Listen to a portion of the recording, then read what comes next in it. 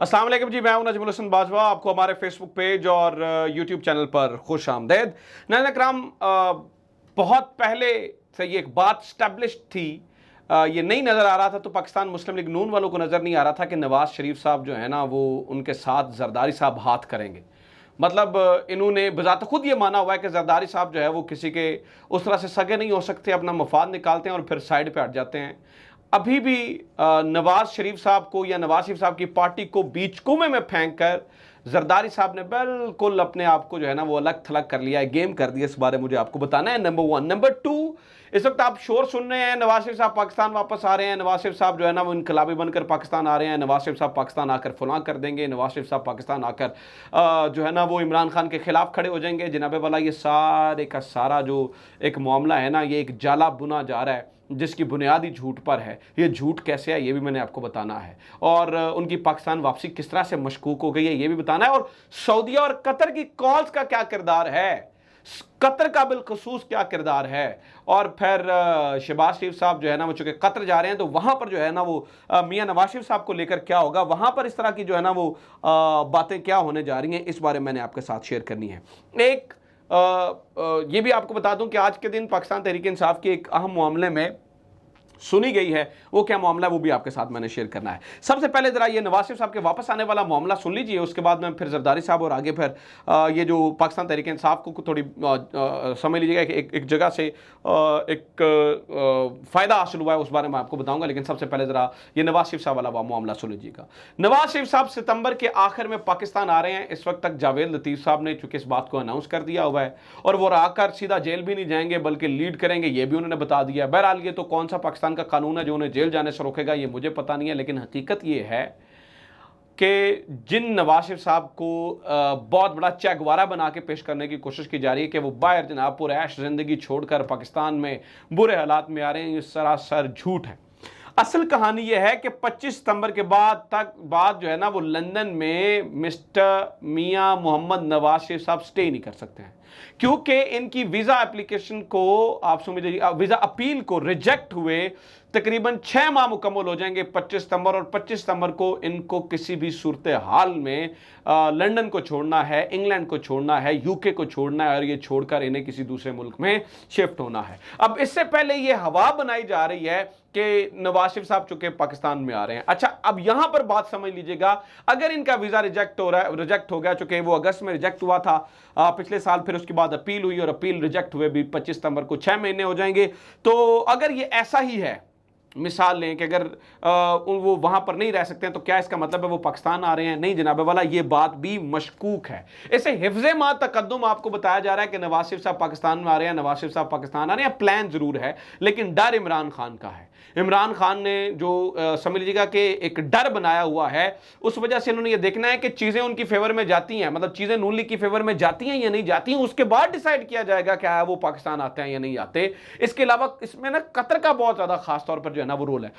Qatar पे आने से पहले जरा इस बात को समझिएगा कि इसहाक डार साहब ने वापस आना था, सीट तय हो गई थी, बता दिया था डॉक्टर ने, वापस आए नहीं आए। उसकी वजह यह थी वो इसलिए वापस नहीं आए, वो इसलिए उनकी कहानी नहीं बनी क्योंकि चीजें उनकी फेवर में नहीं गई हैं। इस वक्त इमरान खान के पास एक ताकत है और वो है अवाम की ताकत। अल्लाह की मदद के बाद अवाम की अभी 23 मिनट पहले जब मैं ये वीडियो रिकॉर्ड कर रहा हूं तब से 23 मिनट पहले एक पैगाम इमरान खान का, उन्होंने कहा कि किसी भूल में ना रहिएगा, अवाम मेरे साथ है, और इसी बात का डर है।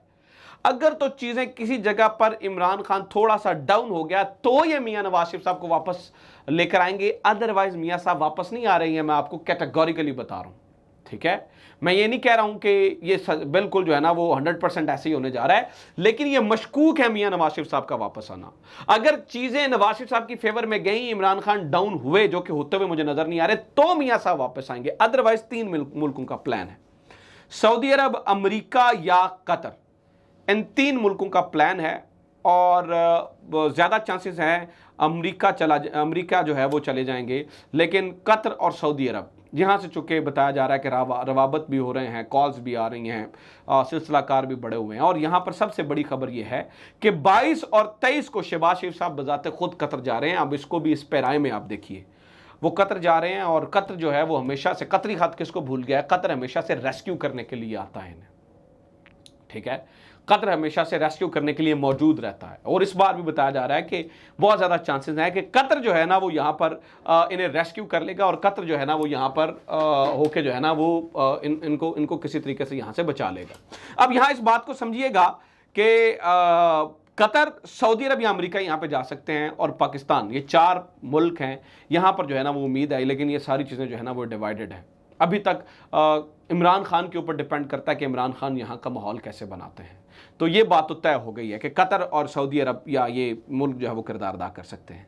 अब एक रही बात आसिफ अली जरदारी साहब की, जो मैंने आपको बताई थी, तो मैंने आपको बताया कि आसिफ अली जरदारी साहब भी जो है ना जो है ना वो यहाँ पर अपना बहुत एक्टिव हुए हैं। और कतर इंपॉर्टेंट इसलिए भी है, नाज़रीन किराम, मैं इस बारे में बता रहा हूँ कि आदिल हबीब साहब ने ये मतलब आपको याद होगा, और फिर अदनान आदिल साहब ने भी इस बारे बात की थी और उन्होंने भी ये कहा था, वो भी ट्वीट्स आपको याद होंगे कि रजीम चेंज ऑपरेशन में भी कतर के मुलव्वस होने का खदशा है। कतर का जो है ना वो मुलव्वस होना यहाँ पर हो सकता है कि कतर जो है ना उसको हमें किसी तरीके से जो है ना वो पसे पुश नहीं डालना। तो ये चीज़ें इस्टेब्लिश्ड हैं कि कतर का किरदार है। अब ज़रा आसिफ जरदारी साहब की ज़रा सुन लीजिएगा उनका मामला। कल रात जब पेट्रोल की कीमतें बढ़ी तो मरियम नवाज साहिबा ने खुद को अलग कर लिया, मियां नवाज शरीफ साहब ने खुद को अलग कर लिया। अब अगली कहानी सुने कि मुर्तज़ा अली शाह साहब की ट्वीट है कि वो कहते हैं वो Asif Ali Zardari and Mian Nawaz Sharif disown this hike in the price, ठीक है, कि वो जितनी भी वो पेट्रोलियम प्राइसेस बढ़ी हैं वो इसको डिसऑन करते हैं, मतलब वो बिल्कुल जो है ना वो किसी सूरत भी जो है ना वो इसको ऑन नहीं करते हैं। अब ये कितनी अजीब बात है। मैं तो खैर इस बात को ही समझने से कासिर हूँ कि आपकी गवर्नमेंट है और आप भी डिसऑन कर रहे हैं, तो ऑन कौन कर रहा है? और मिफ्ता इस्माइल बेचारा कहता है कि I am an easy target, कि मुझे आराम से जो है वो टारगेट। आप क्या अपने वजीर, क्या वो आपकी मर्जी की, मतलब ये क्या ये हम समझ सकते हैं कि मियां नवाज शरीफ की मर्जी के बगैर? मैंने सुबह भी आपको पूरा एक्स्टैब्लिश करने की कोशिश की थी, ये सारी ड्रामेबाजी हो रही है और ड्रामेबाजी में जो सबसे ज़्यादा मजा ले रहे हैं वो जरदारी साहब है। जरदारी साहब ने पूरी नून लीग को फंसवा के बजाते खुद बड़े आराम से कह रहे हैं कि हम तो डिसऑन करते हैं इन प्राइसेस को, हम तो जनाबे वाला डिसऑन कर रहे हैं, हम तो अवाम के ऊपर जो है ना वो बोझ डालने के हक में ही नहीं है। हालांकि मैं पहले दिन से आपको ना जाने काम बता रहा हूँ कि इस पूरे मामले में जो हमें नज़र आता है वो आसिफ अली जरदारी साहब जो है ना वो यहाँ पर इनको फंसवाते हैं। कोई एक कदम, मतलब मैं आपको 10 मिसालें दे सकता हूँ जहाँ पर आसिफ अली जरदारी साहब ने फंसवाया है। पहले समझ लीजिएगा कि कन्विंस किया और इमरान खान के खिलाफ नो कॉन्फिडेंस वोट से लेकर बंदूक की ख़रीदारी से लेकर, और तब से हम ये कह रहे थे कि ये इन्हें फंसवाएंगे। और फिर नाज़रीन किराम उसके बाद भी यहाँ पर जल्द इलेक्शन ना करवाने के मामले पर अभी तक जरदारी साहब जो है वो फंसवाते हुए नज़र आ रहे हैं। तो जरदारी साहब का इसमें जो है वो वाज़ेह किरदार नज़र आता है। फिर जनाबे वाली अगली कहानी सुने। मैंने आपको बताया था कि आज जो है ना वो एक मामले में आज पाकिस्तान तहरीक इंसाफ के लिए एक अच्छी खबर भी है, और वो ये है कि फ़ॉरेन फंडिंग केस के अंदर आज जिन्हें ये लगता था कि वो उठा के बाहर फेंकेंगे जो है ना वो इस पूरे केस को, इस पूरे मामले को, और कोई इसका जो है ना वो मामला नहीं होगा। लेकिन जनाबे वाला अब की खबर ये है कि आज उठा के हाई कोर्ट ने अपील बाहर नहीं फेंकी, बल्कि इसके ऊपर लार्जर बेंच बना दिया है, जो कि केस जो है वो ऑब्वियसली तहरीक इंसाफ की फेवर में जाएगा। तो वहाँ से भी अच्छी खबरें जो है ना वो आने वाले दिनों में आप देखेंगे। तो ये अब तक की इत्तलात हैं। उम्मीद करता हूँ आपको ये हमारा कंटेंट पसंद आ रहा होगा। इस बारे में राय ज़रूर दीजिए। अपना ख्याल रखें। खुदा हाफ़िज़। पाकिस्तान जिंदाबाद।